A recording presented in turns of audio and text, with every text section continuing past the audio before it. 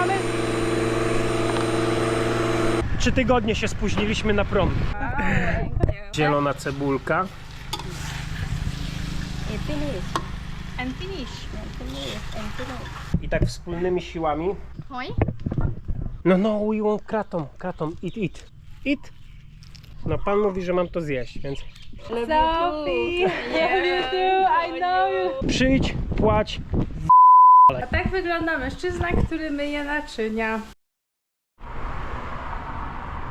Witajcie na naszym kanale. Sawadee krap.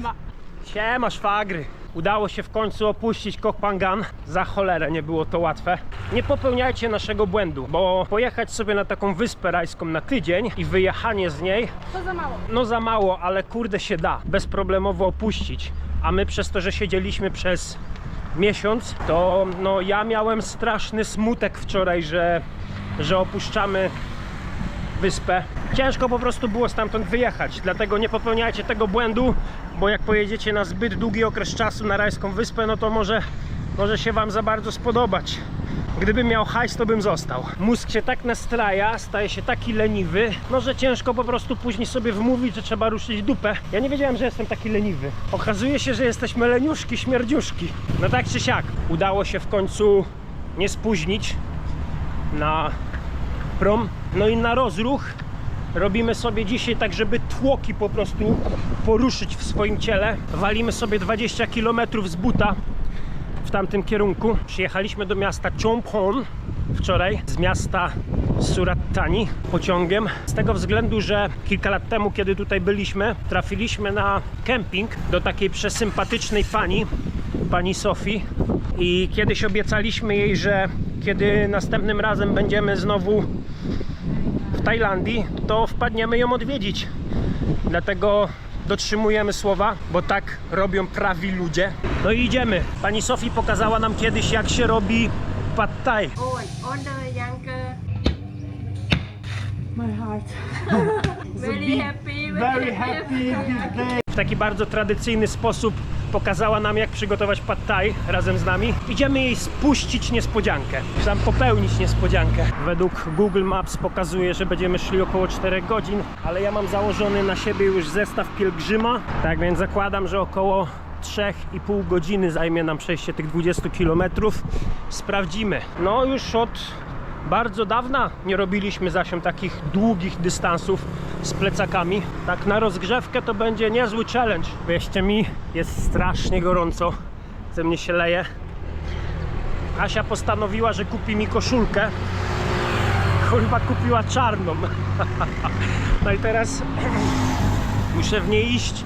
Nawet nie wiem, co to znaczy. No i póki zapomnę, chciałem powiedzieć dzięki wszystkim, którzy oglądają nasze filmiki, bo okazuje się, że dość sporo ludzi ogląda. No, możesz powiedzieć, w porównaniu do innych kanałów to tak naprawdę tyle co nic, ale dla nas wydaje się nam, że to jest całkiem sporo ludzi, a ja szczerze mówiąc nawet nie spodziewałem się, że ktokolwiek będzie to oglądał. Cieszę się dodatkowo, bo my ani razu nie prosiliśmy się o żadne zostawianie łapek pierdół. Kiedyś powiedziałem do mojego zioma, pozdro Bartłomiej, że jak poproszę kiedyś na swoim filmiku o subskrypcję albo lajki, to żeby mi dał w mordę. Że choćbym chciał, nie mogę tego zrobić, bo dostanę wpysk. Pozdro ziom, dzięki wielkie, że oglądacie. Robimy to tak naprawdę po to, żeby w pewien sposób móc zmotywować niektórych ludzi, żeby sobie ruszyli żyć, pokazać, że skoro my możemy, to wy też możecie. Okazuje się, że nawet parę osób już w pewien sposób zmotywowaliśmy, żeby się ruszyli. No pisali do nas po prostu, że przez to, że oglądają nasze filmy, to zmotywowali się, żeby ruszyć się w podróż. Także jeszcze raz wielkie dzięki.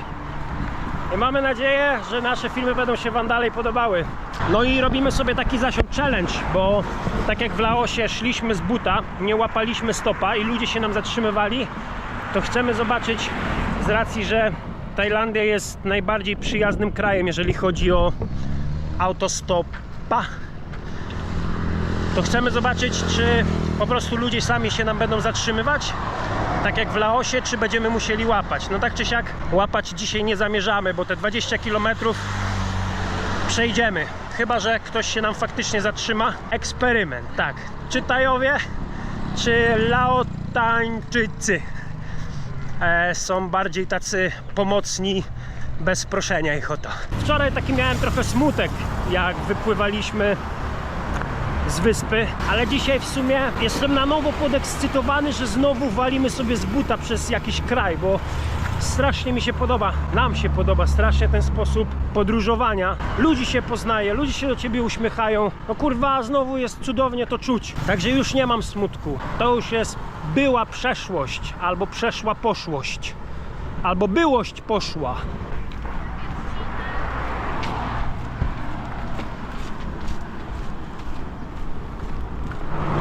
Ktoś się zatrzymał chyba. Are you going this way? ไปบ้านเราไง Okay. Ja i czekasz? O, kopkun kap. No i zatrzymali się ludzie jednak. Szybko. Kochamy! Juhu! Juhu! Yes, thank you!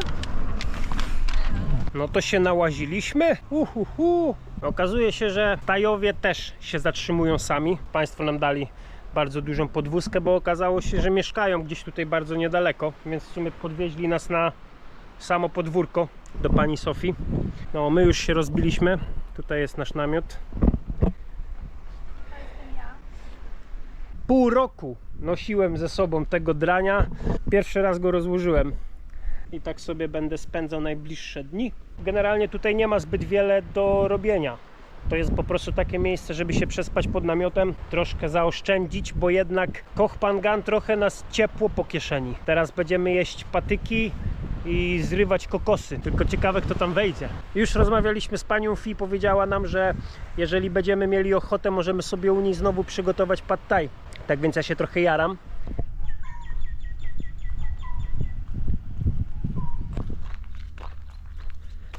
Jest, pokazuje 34 stopnie ogólnie w całej prowincji, ale jak nie wieje wiatr, to odczuwalna jest z 1 000 000. A ja dostałam bardzo gustowny kapelusik od naszej pani Sofii i mało tego, z izolacją. Ale to i tak jest jeszcze mały Miki, bo patrzcie na to, dlaczego jest taki wspaniały. Otóż jest bardzo kompaktowy. Tada! Ja nie wiem, Aśka byle gdzie nie pójdzie, to zawsze jak ktoś daje coś za darmo. Z litości. Jakby mnie tak ludzie piwem częstowali, to ja bym był najszczęśliwszy na świecie, już nigdy w życiu bym na nic nie narzekał. Możecie mnie oceniać, ale zobaczcie, jaki jestem spocony. I po prostu będziesz później mówił, bo ty tyle piwa pijesz. No kurde. Masz i już cicho. A co, mam pić wodę?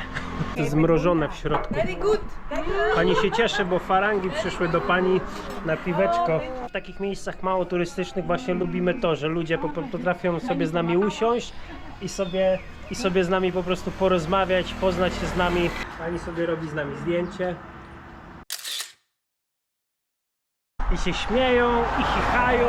ที่ตลาดนี้เขามีตลาดไปเที่ยวไหมตลาดเล No to jeszcze na do widzenia dostałem kapelusz od pani. To tak wygląda trochę jak sombrero. Pani już tam się mówi, że jak już będziecie wracać, to wpadnijcie jeszcze na browara do mnie. Wiadomo, browara i pacierza nie odmawiam. Pani nam powiedziała, że dzisiaj jest tutaj market w tej rybackiej miejscowości, która nie mam zielonego pojęcia jak się nazywa. Poprosi swoich wnuków, żeby nas tam zawieźli.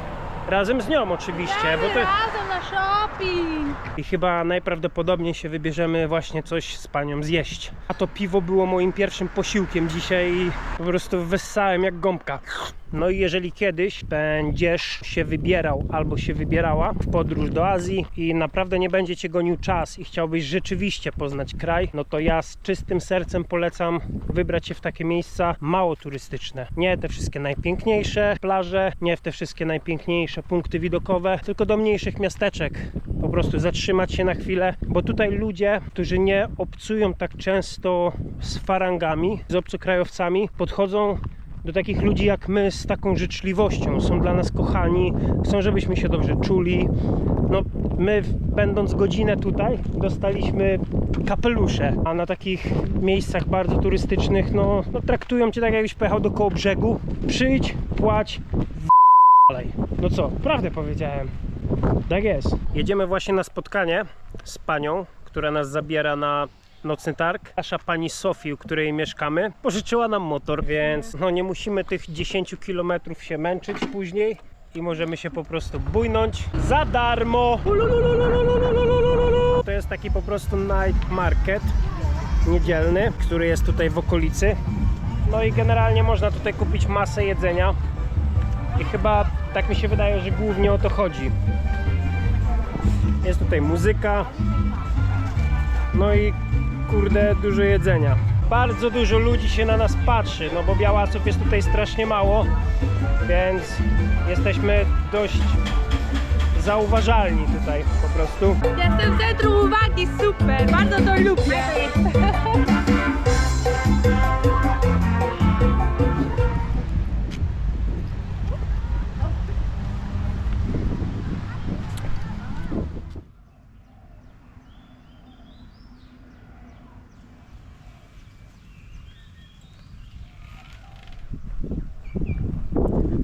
No to już mamy jutro.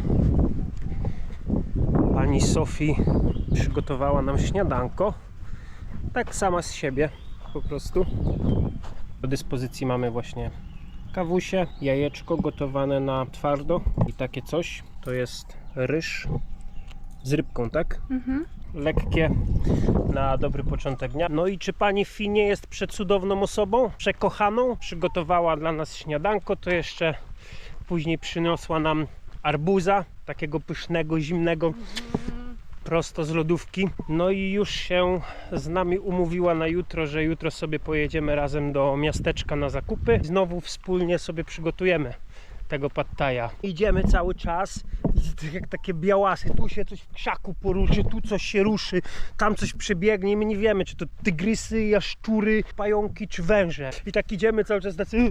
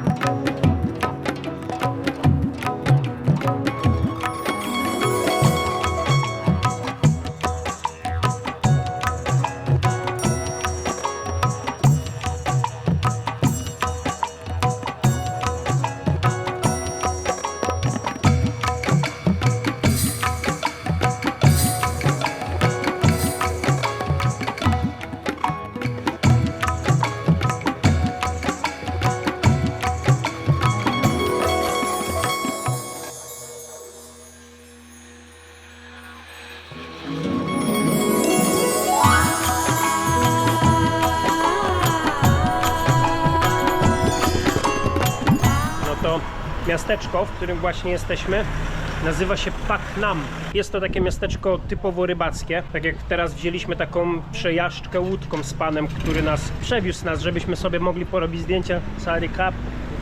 No i to zależy, czego oczekujesz tak naprawdę od Tajlandii, bo możesz tak jak my wcześniej popłynąć na wyspę i nie interesować się niczym, no a w takich miejscach jak tutaj, no to jednak faktycznie tutaj nie ma farangów za bardzo, więc tutaj życie płynie swoimi normalnymi torami, wykonują swoje codzienne czynności. Tutaj nie ma nic dla turystów tak naprawdę, nie ma tutaj jakichś super rzeczy, chociaż No jak się uprzesz, są tutaj świątynie, miejsca do zwiedzania, no ale nie znajdziesz tutaj Starbucksa.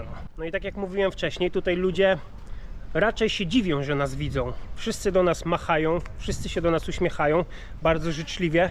No i my też z takim nastawieniem tutaj przyjechaliśmy. Chcemy po prostu się do tych ludzi uśmiechać i w zamian dostajemy to samo. Na Phangan jesteś po prostu niezauważalny w żaden sposób. Ludzie się nie oduśmiechają do ciebie, bo jesteś tam taki zwyczajny już. A w takich miejscach prawdziwych jak to, jeżeli jesteś w stanie poświęcić trochę czasu, żeby przyjechać i zobaczyć coś takiego nietypowo turystycznego, no to takie miejsca właśnie takie są, takie jeszcze prawdziwe, no i spokojne, co tu dużo mówić, bardzo spokojne, no zobacz. Ten sam poziom, ale inny wymiar. No to poza kamerą to cwana, nie? A, fajnie. No bo ja czasami mówię to, co Asia mówi, bo no, Asia się jeszcze wstydzi na trzeźwo przed kamerą. Więc powtórzę to, co powiedziała Asia. Tu nie chodzi, które miejsca są od których lepsze, bo tak jak nas wciągnęło życie na Koh Phangan na pewien czas, że nie mogliśmy się od niego oderwać, bo było nam super, błogo, pięknie, plaże, piasek, Chang.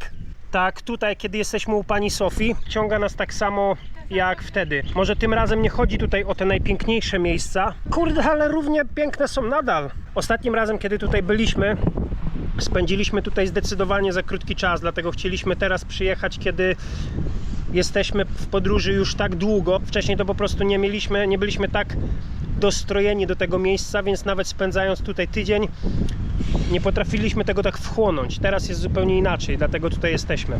I to chciała powiedzieć Asia. To są słowa Asi, tylko z moich ust. Tak właśnie chciałam powiedzieć.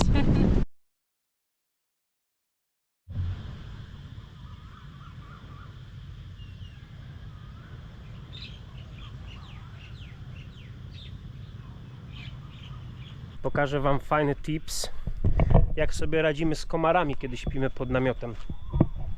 Rozkładamy sobie po prostu takie kadzidełka dookoła namiotu, wszędzie. Włączamy je dopiero wieczorem, kiedy komary wychodzą. I tutaj wszędzie po prostu dookoła naszego obozowiska mamy po jednym kadzidełku, który sobie włączamy. I to są takie kadzidełka, wiecie, zwykłe. Takie o... To kosztuje 2,50 w Tajlandii. Ale my nie używamy tych takich spiral, bo raz, że te spirale jak się transportuje, to one się kruszą w plecaku. No i to pudełko zajmuje tak dziwnie dużo miejsca. To sobie wsadzisz z boku plecaka i sobie, no jest łatwiejsze w transporcie. No i poza tym ładniej pachnie. W sumie teraz sobie chillujemy, ogarniamy. Ja w biurze montuję filmy i niedługo będziemy gotować pad thaja. Znowu zapraszamy do kuchni. Hello, I want to say something. Ours Yes. lovely Miss Yes, love Sophie. you too. Love you too. I know you. So she's our chef today. She will show us everything how to do pad thai in traditional way. Okay. Okay. Yes, thank you so much. Okay. How to say? This means little love. Yeah. Little, there's gonna be. And I okay to teach you pad thai. Thank you. So that's gonna be little love in pad thai. Yes.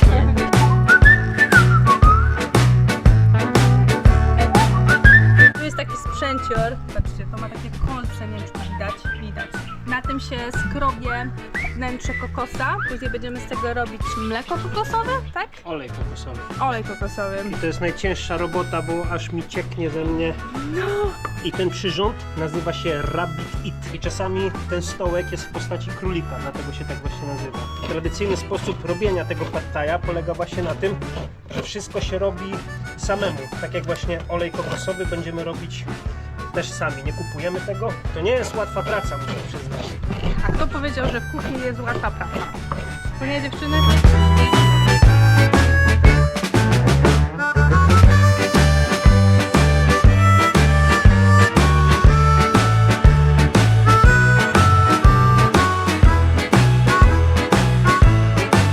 Po zamęczeniu królika trzeba dodać troszeczkę ciepłej wody i później po prostu to wyciskać. W ten sposób powstaje nam olej z kokosa.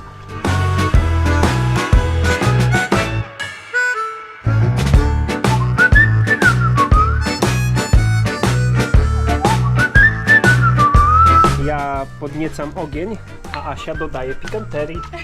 Żeby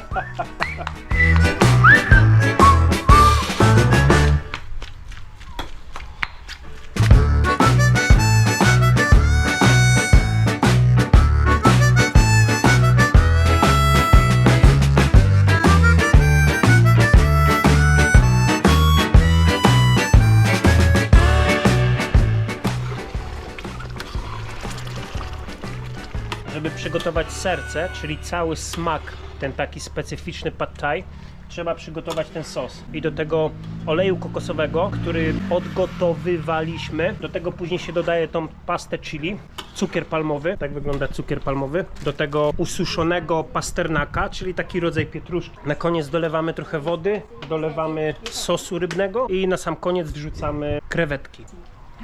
Just a little bit spicy. Yes, sir. Hello! To jest nasz przyjaciel, brat pani Sofii. Are we cooking pad thai? Yeah, very good. You can take here. Aroy. Aroy, Aroy. Aroy po tajsku znaczy, że pyszka. Gorąco jak w piekle. Dodajemy nudli i to wszystko razem mieszamy w tym łoku. Na koniec kiełki bambusa, zielona cebulka. And finish. And finish. And finish. Oh, looks delicious. Okay. Colors. I tak wspólnymi siłami przygotowane danie teraz troszeczkę podstyga i wrzucamy je na talerz. I w taki oto sposób Okay, up to you. Yes. przez najbliższe 20 minut będę najszczęśliwszym Patrysiem ze wszystkich Patrysiów na całej kuli ziemskiej. Jeszcze zanim zaczniemy jeść, trzeba pomóc Kary. Ale sexy. Parę. Nic piękniejszego dzisiaj już nie zobaczę. Ja wiem, że ja już nagrywałem, jak się przygotowuje pad thai i nagrywałem go już 3 lata temu, ale wtedy jeszcze nikt tego nie oglądał. No, tym razem przygotowaliśmy w bardzo tradycyjny sposób, który zajmuje nieco więcej czasu i nieco więcej trzeba się w niego zaangażować. Teraz będziemy jeść i tego jest bardzo dużo. Nie wiem, ja kocham pad thai i jestem teraz najszczęśliwszym Patrysiem, że będę go sobie jadł. Czekałem na to całe życie. You eat enough, it mean im. Okay. Aha. So, enough. Enough, im, okay. In what you make coconut milk. ฮะ ไม่เอา มีแล้ว A tak wygląda mężczyzna, który myje naczynia. Samiec alfa. Czyż to nie piękny widok jest? Proszę to ładnie myć. Co to Teraz tak? teściowa to ogląda i mówi, ale dobrze wychowałam córkę. Niesamowity widok. Aż chyba sobie pójdę. Nigdy nie otwierałem kokosa. Boję się, że sobie upierdzielę paluchy, ale spróbuję. Bez palca da się żyć. Too hard.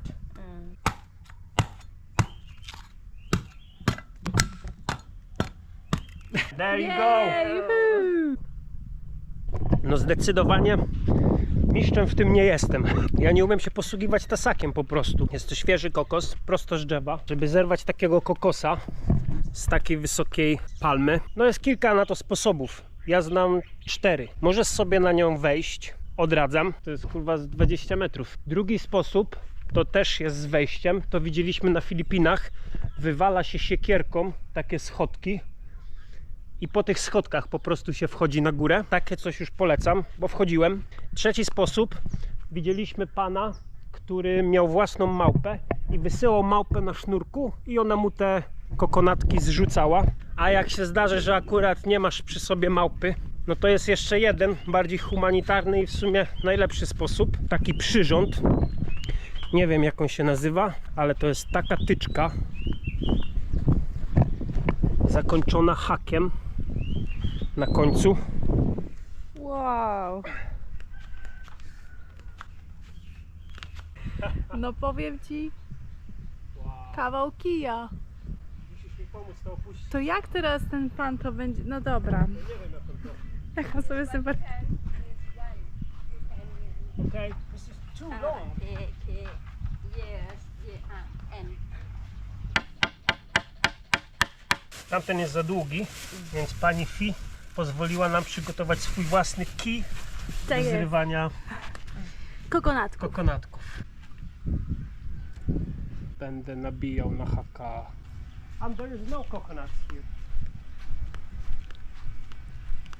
Are you sure? Kokoski, strzeżcie się. Woo! Tak się to robi w Tajlandii.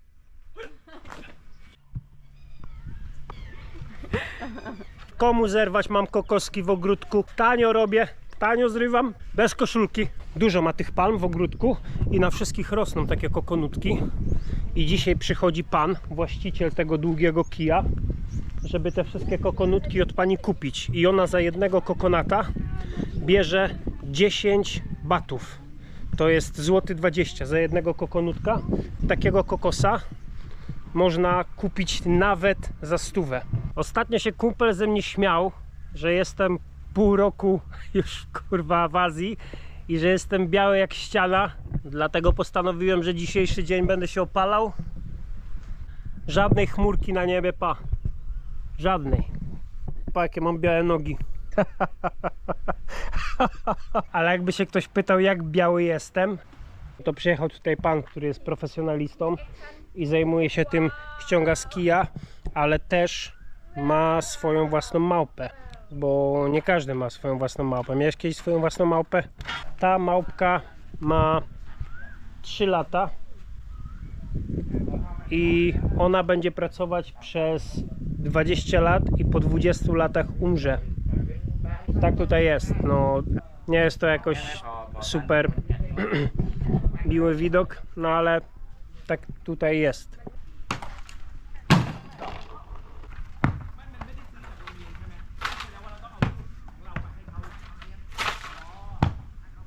Ja się właśnie dowiedziałam, że taką małpkę to się kupuje ze szkoły, gdzie małpki są przyuczane do swojej, powiedzmy, pracy i dopiero kiedy osiągną, małe małpki, kiedy osiągną 3 kilo, tak powiedział pan, to dopiero wtedy można je uczyć pracy. Więc ta małpka jest kupiona ze szkoły, czyli miejsca, gdzie małpki są specjalnie trenowane, łapane, trenowane Hodowla. do tego typu pracy. Nie wiem, czy to jest praca, czy niewolnictwo. No to nie jest praca. Wow!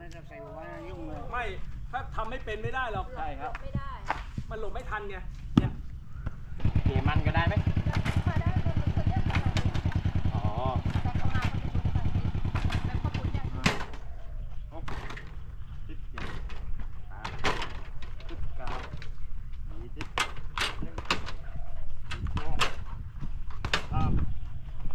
Ja się zapytałem pana, słuchaj ziom, skoro masz małpę na smyczy, to dlaczego zrywasz sam tymi wszystkimi patykami? Dlaczego sam zrywasz, skoro masz małpę i ona może wejść? Żona. Małpeczka się dzisiaj namęczyła, dzisiaj bardzo dużo kokosów zrywała. Pokazał mi sposób, w jaki ona te kokosy zrywa, bo on tym hakiem sobie po prostu łapie za kokosa i go ściąga w dół, a małpka, kiedy sobie wchodzi na górę, no to ona musi kręcić tym kokosem, no i ona po prostu się męczy. Bo małpka jednak musi odpocząć, no bo jest Droga. droga, jak się okazuje. Taka małpka kosztuje po przeliczeniu 6000 zł. No my po prostu nie oceniamy tego, jak to działa, no bo po prostu tak to tutaj działa. Jest taka roślina w Tajlandii, która nazywa się kratom. Bardzo pobudzający, nie wiem, czy on jest psychoaktywny. To jest jakiś rodzaj smakołyka, który rośnie naturalnie. Więc zapytaliśmy się pana, czy nam da skosztować. Ponoć wystarczy to zjeść. Is ready to eat? หอยหอยนางรม No, we want kratom. Kratom, eat. อิชิชอบกินกระท่อมโอเค Tak. like this, eat. No pan mówi, że mam to zjeść, więc Patrz, jak się czujesz, nagraj go. good.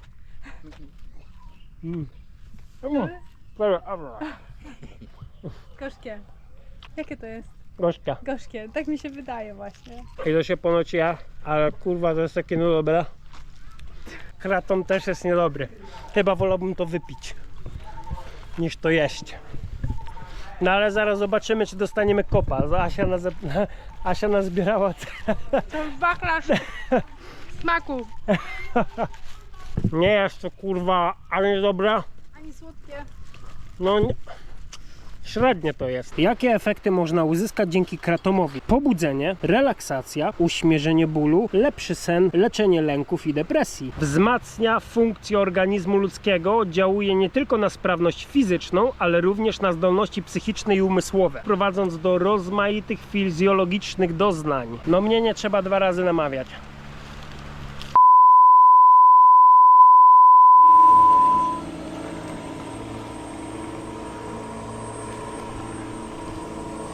Nasza pani jest jak tajfun. Ona wstaje już o godzinie 5 rano i od rana tutaj sprząta swój ogródeczek. Tutaj coś poprawi, tam coś zrobi, tutaj pokosi, tam pozbiera. My panią nazywamy naszym aniołkiem. Ma 65 lat, a jest najuroczą tajką, jaką poznaliśmy do tej pory. My sobie właśnie pijemy kawkę. Coś pomożemy zaraz pani tutaj w ogródku porobić i na śniadanko będziemy jeść pad thaja. Bo zrobiliśmy sobie jeszcze raz pad thaja wczoraj. A czy pad thai na śniadanie to dobry pomysł? Nie wiem, ale dla mnie to jest tajski odpowiednik pierogów. Moje serduszko w kształcie pieroga jest owinięte makaronem ryżowym w sosie pad thai. You look great. Sophie is professionalist. Our angel. Angel. Puf! Asia teraz będzie kosiła pani fitrawę, a ja będę trzymał kabel.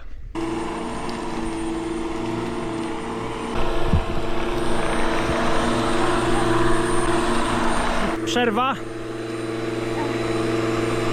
Dobry pomysł.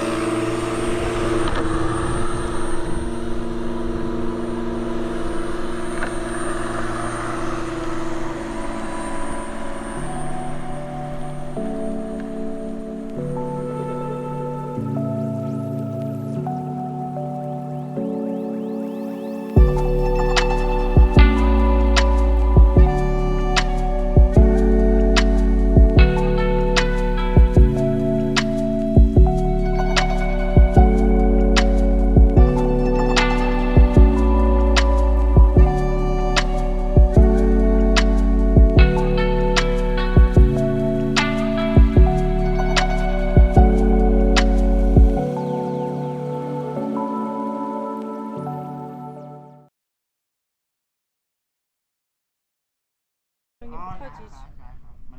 To ona może być groźna, wiesz? No, no, Dupę mi pokazała.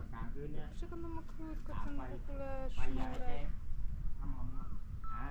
พอมันปั๊มแต่ออกลูกตาแดงปุ๊บเราก็มองไม่